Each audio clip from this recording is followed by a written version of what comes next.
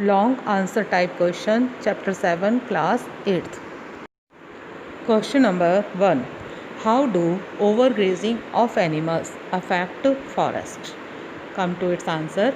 By grazing of animals, the forest plants are destroyed, and this also leads to soil erosion. When the plants are destroyed, then the soil become exposed, and so it get eroded.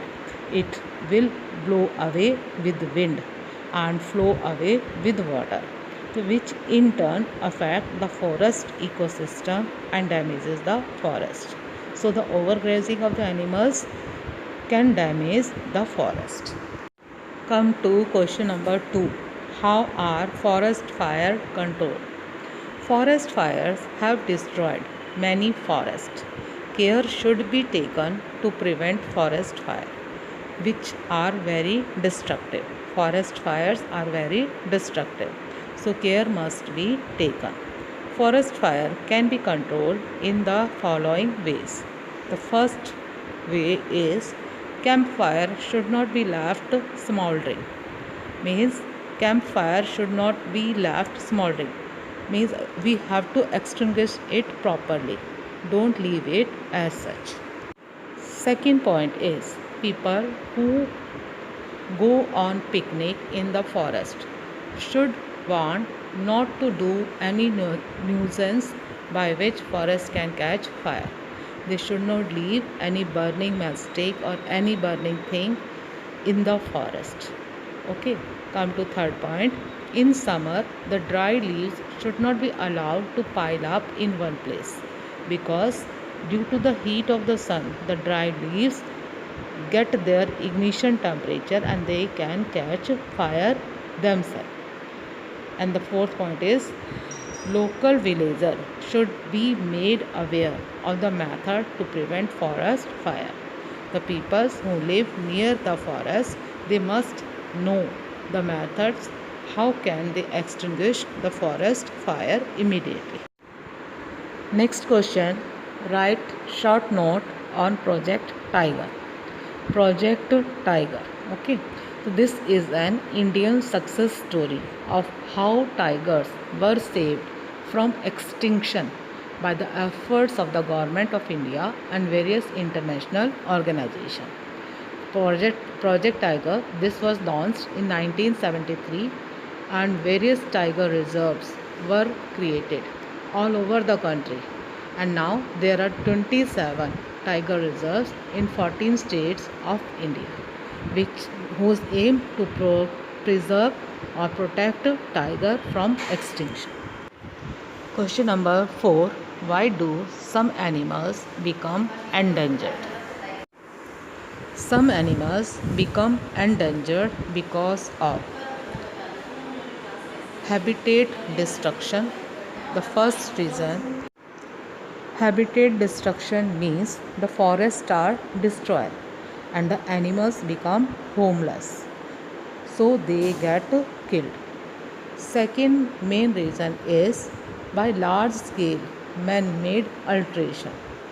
Man-made alterations in the form of first mining, construction of dams, industries, forest fire, and the poisoning of biodiversity. So these are the reason for the destruction of forest, and so the animals become endangered.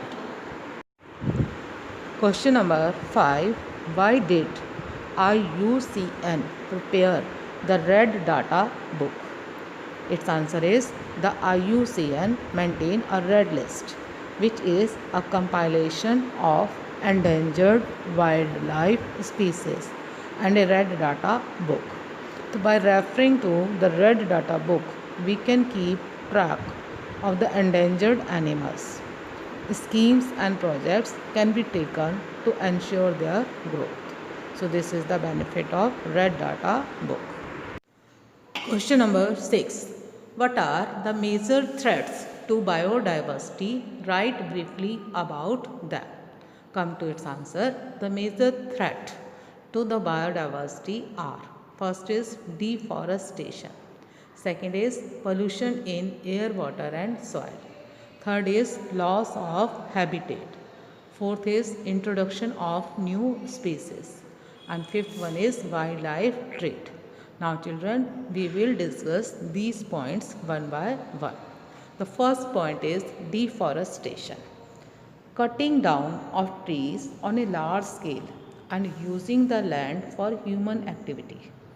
Human activity means for construction of buildings, for agriculture, or construction of dam, etc.